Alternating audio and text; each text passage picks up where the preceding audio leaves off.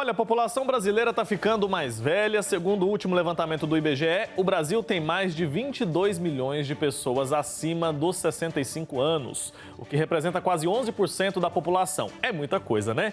E a tendência é que o número de idosos cresça ainda mais. Eu vou conversar sobre esse assunto agora, ao vivo, com a Marília Viana Berzins, presidente do Observatório da Longevidade e Envelhecimento. Está conectada aqui comigo. Bom dia, seja muito bem-vinda. Bom dia, bem-vinda a todos vocês que acompanham este programa. Então, queria começar te perguntando o seguinte: será que o nosso país, Marília, está preparado para essa nova configuração da população?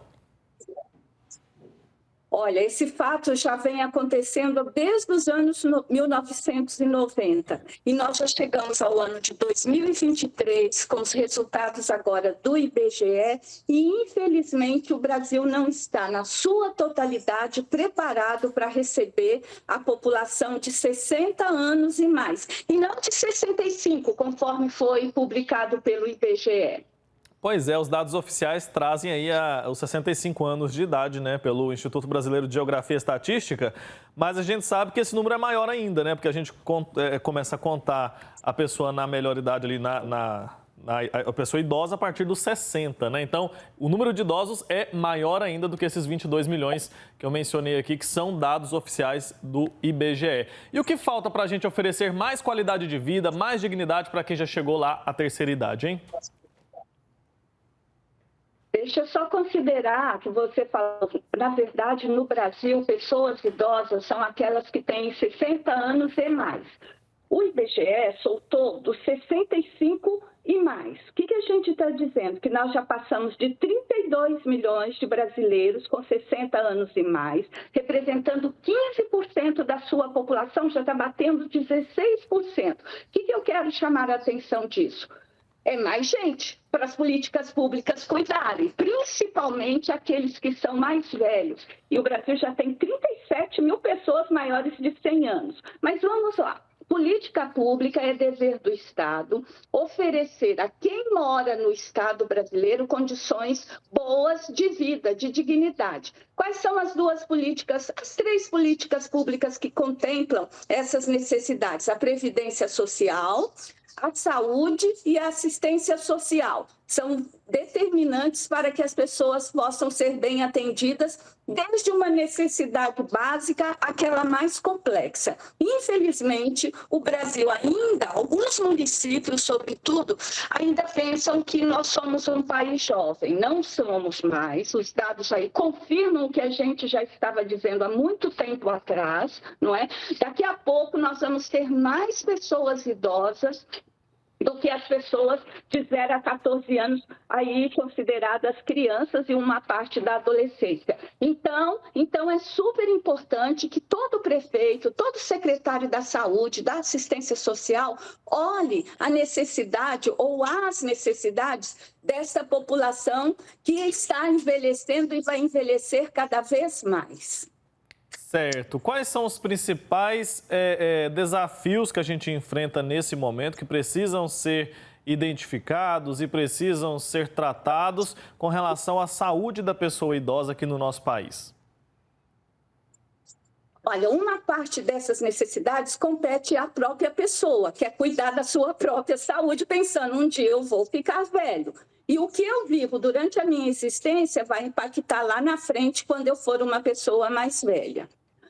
Isso é do sujeito que precisa comer direito, precisa praticar atividades físicas, precisa reduzir o número de estresse. Isso é extremamente fundamental. A outra parte que compete ao Estado é oferecer dentro do SUS, por exemplo, o Sistema Único de Saúde, opções para tratamento, para entrada no sistema. Eu vou te chamar a atenção que 80% dos idosos brasileiros dependem exclusivamente do SUS para serem atendidos, e 20% aos planos de saúde. Então, tanto os planos de saúde quanto o Sistema Único, SUS, precisam ter portas abertas para receber desde uma vacina até um tratamento de alta complexidade, por exemplo, o tratamento do câncer, das demências. Então, oferecendo profissionais qualificados, isso é muito importante. Hoje, todo profissional tem que saber sobre velhice e envelhecimento e tem que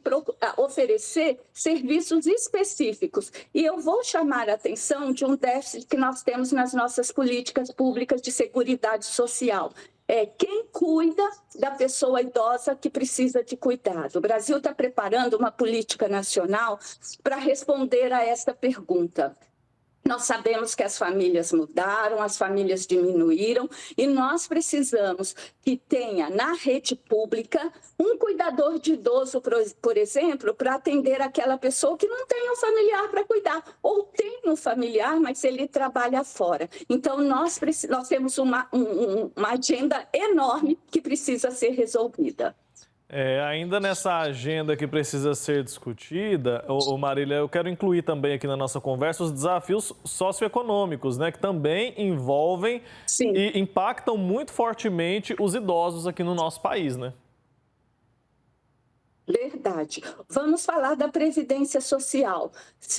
Olha que dado importante, 60% das pessoas que são aposentadas no Brasil ganham até 2 salários mínimos. Então, isso é um dado que demonstra que nós temos uma situação de vulnerabilidade. O que é 2 salários mínimos? Mas, mesmo com 2 salários mínimos, as famílias que têm pessoas idosas aposentadas ou pensionistas do INSS têm melhores condições do que aquelas que não têm nenhuma renda. Isso é importante. Nós temos o BPC, que é o benefício de prestação continuada, que vem da assistência social, é um direito do cidadão, que é destinado para as pessoas que não contribuíram com a Previdência.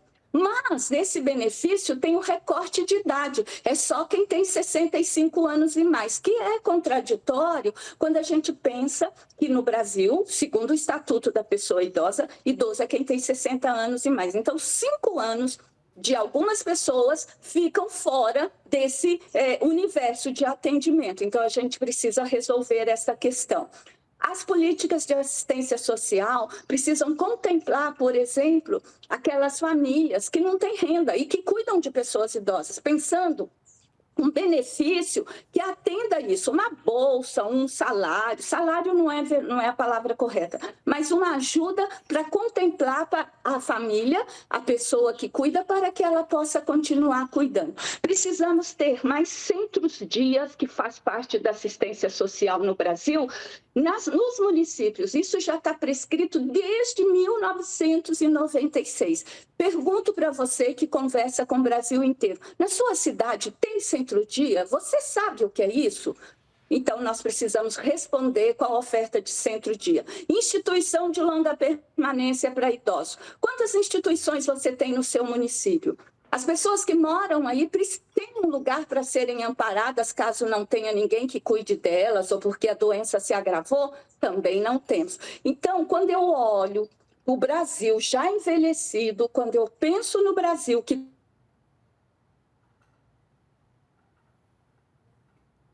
deu um probleminha ali no áudio da Marília, infelizmente, né? Porque o que ela está dizendo para a gente é muito importante, né?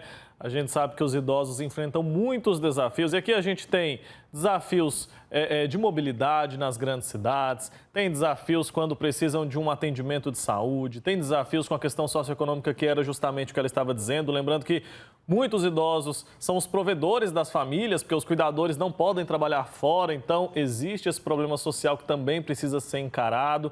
A gente vai restabelecer o contato com a Marília para tratar desse assunto ainda hoje aqui no nosso programa, porque é um assunto que interessa, claro, a praticamente todas as famílias, né? Todo mundo tem em casa um idoso ali que merece atenção, que precisa ter a sua dignidade garantida quando chega ali na terceira idade, quando passa dos 60 anos de idade. Quando a gente conseguir restabelecer esse contato, a gente volta a tratar desse assunto, beleza? A gente estava falando sobre os desafios socioeconômicos que envolvem as pessoas, que impactam, né, a vida das pessoas que estão na terceira idade, Marília.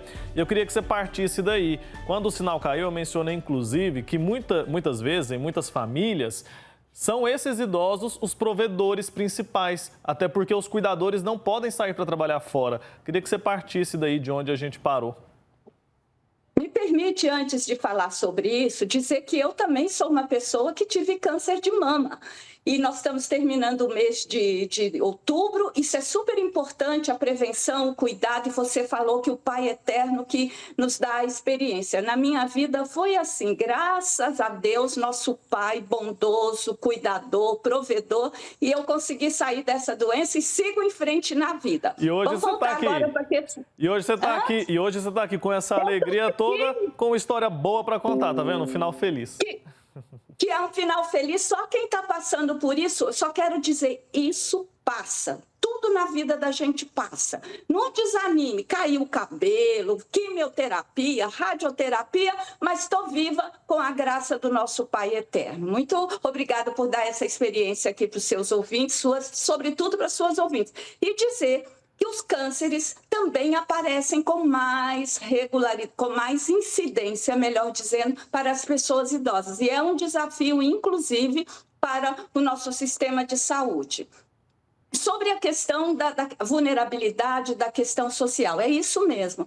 As pessoas idosas, mesmo ganhando pouco, 2 salários mínimos, mantêm as suas famílias. Isso é um assunto que o Brasil precisa rever, uma política justa de aposentadoria. E a gente passou recentemente pela reforma da Previdência. Não é verdade? E as pessoas, principalmente os mais jovens, pensam assim, vou me aposentar? Vai dar para aposentar? Eu queria dizer que nós precisamos acompanhar isso, porque renda é um fator determinante da qualidade de vida na velhice. Assim como a saúde, a assistência social, a renda é um fator determinante para dizer como vou passar meus 20, 30 anos como pessoa idosa neste país que é tão rico, mas é tão desigual. Certo, Marília. Para finalizar, quero que você deixe um recado aqui para aquelas pessoas mais jovens que convivem com uma pessoa idosa sobre o cuidado que a gente tem que ter com essas pessoas que têm tanto a agregar, tanto a nos passar de conhecimento, de sabedoria. Fala um pouco sobre isso para a gente. Olha, para terminar, eu queria dizer que as Nações Unidas têm uma frase que eu acho que resume muito bem o que você me pergunta. Diz assim, uma sociedade para todas as idades. Uma sociedade que é boa para todas as idades é aquela que não permite que a diferença se transforme em desigualdade. Esse é meu recado para a população jovem. O único jeito de você não envelhecer é morrer. E certamente, quando a gente pergunta isso, ninguém quer morrer. E o normal da nossa existência é morrer na velhice. Se morre jovem, é porque não foi previsto isso. A gente morre com, no caso do Brasil, 75 anos, que é a nossa expectativa de vida. Então, você que é jovem, você vai ficar velho. Isso não é problema. Pelo contrário, isso é uma resposta da medicina, da ciência, da tecnologia, que vai favorecer que nós vivêssemos mais. O outro aspecto, agora eu falo com quem já é mais velho. Você é velho ou idoso, ou uma pessoa idosa, isso é um triunfo para você. Agradeça a Deus por estar vivo. Você não ficou como tantas outras pessoas que morreram antes de envelhecer. Na época, lá dos anos 50, uma pessoa velha era quem tinha 50 anos. Hoje nós estamos falando de 76 anos, 26 anos. Aproveite a vida. Viver é envelhecer é viver. E agradeça a Deus a oportunidade que você tem de estar nessa humanidade, nessa terra, na sua cidade, na sua família, e seja uma pessoa que abençoa outras pessoas. Na palavra de Deus fala assim, na velhice ainda, lá em Salmos, na velhice ainda darão frutos, serão vigorosos. Aceite esse desafio que Deus deu para todos nós. Um abraço, muito obrigada. Um abraço, viu, Marília? Adorei te conhecer, viu? Vamos convidar mais vezes para você falar mais com a gente aqui. Um beijo para você, até a próxima. Até a próxima, tchau. Tchau, tchau.